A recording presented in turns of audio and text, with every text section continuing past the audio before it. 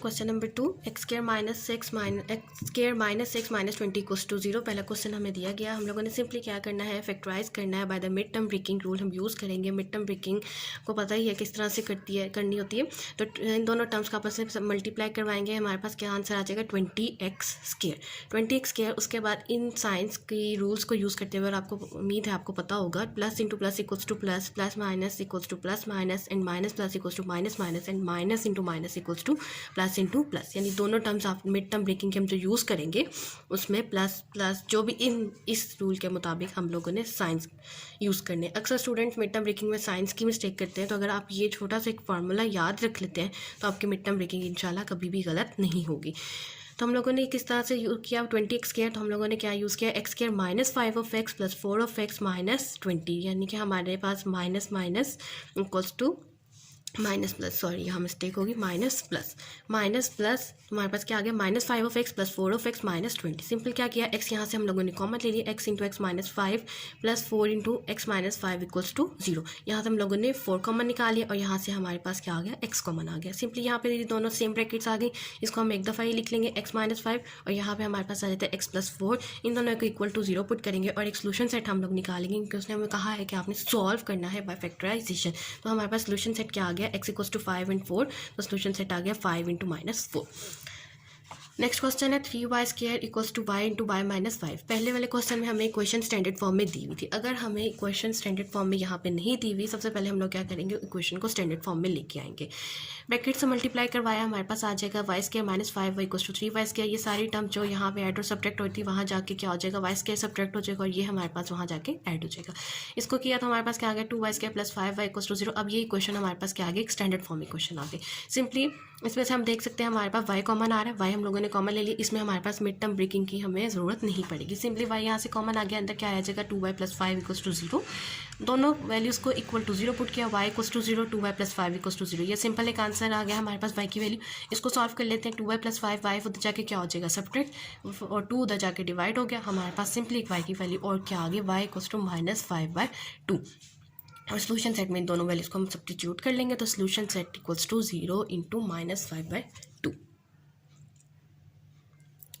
Next question number 4 देख लेते हैं। वो क्या गिवन है, X square minus 11x equals to 152। Simply 152 को यहाँ लेके आगे ताकि क्वेश्चन एक स्टैंडर्ड फॉर्म इक्वेशन आ जाए, ताकि हमारे पास उसकी मिड टर्म ब्रेकिंग करना आसान हो जाए। क्या आ गया, X square minus 11x minus 152 equals to 0। अब इनके साथ मिड टर्म ब्रेकिंग करेंगे। मिड टर्म ब्रेक करने के बाद हमारे पास क्या आ जाता है, X square minus 19x plus 8x minus 152। तो क्यों किस तरह से क्या आया, 9 into 18 equals to 152 X square, और जब हम इसको सब्ट्रैक्ट करेंगे तो हमारे पास क्या आंसर आ जाता है 11x। इस तरह से हम अपनी मिड टर्म ब्रेकिंग को चेक कर सकते हैं, ताकि हमें क्वेश्चन के स्टार्ट में ही अंदाज़ा हो जाए कि हमारा क्वेश्चन आगे से ही प्रोसीड करेगा या नहीं। और एक दूसरा रूल भी होता है कि जब आप कॉमन ले रहे होते हैं तब आपकी ये दोनों ब्रैकेट्स सेम आनी चाहिए। अगर आपकी ये ब्रैकेट्स डिफरेंट आ रही हैं, दोनों टर्म्स डिफरेंट आ रही हैं, तो इट मीन्स आपने ऊपर कोई मिस्टेक कर दी है। तो क्या रह जाएगा हमारे पास, सिंपली एक्स कॉमन लिया, यहाँ से एक्स माइनस 19, यहाँ से हम लोगों ने 8 कॉमन लिया, हमारे पास क्या आ गया एक्स माइनस 90। दोनों टर्म्स सेम है, तो इट मीन्स हमारा क्वेश्चन सही प्रोसीड हो रहा है। सिंपली क्या लिख लिया हम लोगों ने, X plus 8 into X minus 19 equals to 0। दोनों वैल्यूज़ को इक्वल टू 0 सब्स्टिट्यूट किया और दोनों वैल्यू से हम लोगों ने वैल्यूज़ निकाल ली। एक्स इक्वल्स टू माइनस, दोनों क्वेश्चन से हमारे पास वैल्यूज़ आ गई, एक्स इक्वल्स टू माइनस 8 और X equals to 19। Solution set में सब्स्टिट्यूट किया और हमारे पास सॉल्व हो गया एक इक्वेशन। फैक्टराइजेशन हम लोगों ने सॉल्व करके, और उसके हमारे पास दो आंसर आए, minus 8 into 19। Okay, next question हमारे पास दिया गया है question number 5, X plus 1 over X plus X plus 1 X over X plus 1 equals to 25 over 12। पता चल रहा है देखने से ही हमें कि क्वेश्चन स्टैंडर्ड फॉर्म में नहीं है। तो सबसे पहले हमारे पास स्टेप क्या होगा, हम इक्वेशन को स्टैंडर्ड फॉर्म में लेके आएंगे, मल्टीप्लाई करवा देंगे बोथ साइड्स को 12 of X into X plus 1, ताकि हमारे पास नीचे जितनी टर्म्स आ रही है स्टैंडर्ड फॉर्म में लेके आने के लिए वो कैंसिल आउट हो जाए। हमें पता है स्टैंडर्ड फॉर्म में इक्वेशन और पी ओवर क्यू की फॉर्म में नहीं आती। सिंपली हम लोगों ने क्या कर लिया, 12x इंटू एक्स प्लस 1 से हम लोगों ने सारी क्वेश्चंस को मल्टीप्लाई करवा दी। ये सारे सेम टर्म्स कैंसिल आउट हो जाएंगे, तो हमारे पास रिमेनिंग इक्वेशन क्या आ जाती है, 12 into X plus 1 whole square plus 12x square equals to 25 of X into X plus 1। Simply आगे हम लोग इसको सॉल्व करेंगे, सिंप्लीफाई करेंगे, और सिंप्लीफाई करने के बाद एक स्टैंडर्ड फॉर्म इक्वेशन जो आएगी वो हमारे पास ये होगी, X square plus X minus 12 equals to 0। अब हम इसकी मिड टर्म ब्रेकिंग करेंगे, इसको फैक्टराइज करेंगे। किस तरह से फैक्टराइज होगा, जो हमने रूल देखा था था plus minus equals to plus minus, तो हमारे पास क्या आ जाएगा, प्लस माइनस के साथ किया तो x square plus 4 minus 3 minus 12, किस तरह से 4 3 12 एक्स स्क्वायर मल्टीप्लाई करके वही आंसर आ गया। अब हम चेक करें कि हमारी मिड टर्म ब्रेकिंग हमारी फैक्टराइजेशन सही है या नहीं, और फिर हमने क्या किया 4 minus 3 equals to plus 6, so it means हमारी मिड टर्म ब्रेकिंग जो फैक्टराइजेशन हमने यहाँ पुट की है वो हमारी सेम है।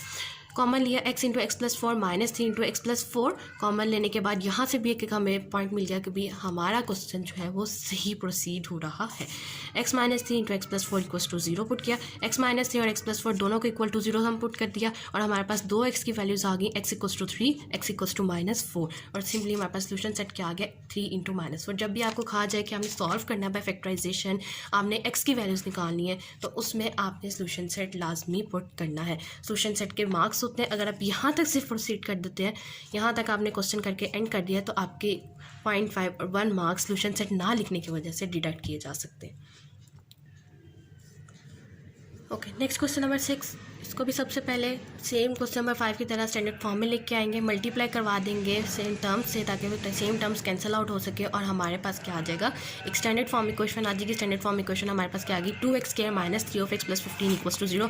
सिंपल से फैक्टराइज किया, मिड टर्म ब्रेक किया, मिड टर्म ब्रेक करने के बाद हमने हमारे पास क्या कॉमन लिया, कॉमन लेने के बाद हमारे पास दो वैल्यूज़ आ जाएंगी 2x minus 3 into X minus 5 equals to 0 substitute करेंगे, x की दो टर्म्स आ जाएंगी और उसको हम सोल्यूशन सेट में पुट कर लेंगे, और हमारे पास जो क्वेश्चन है, जो क्वेश्चन गिवन थी उसको हम लोगों ने बाय फैक्टराइजेशन सॉल्व कर लिया। सेम प्रोसीजर क्वेश्चन नंबर 5 में जो हमने डिस्कस किया, क्वेश्चन नंबर 6 भी सेम मेथड से सॉल्व होगा।